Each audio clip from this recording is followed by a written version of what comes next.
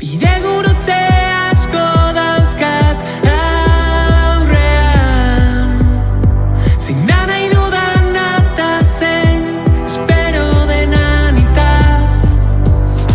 Ta ze esango dizut jadanik ez dakizunetaz.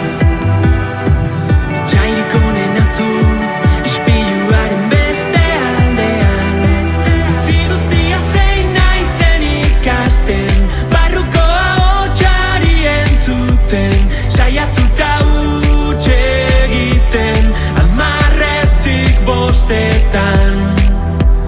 Zoriontasun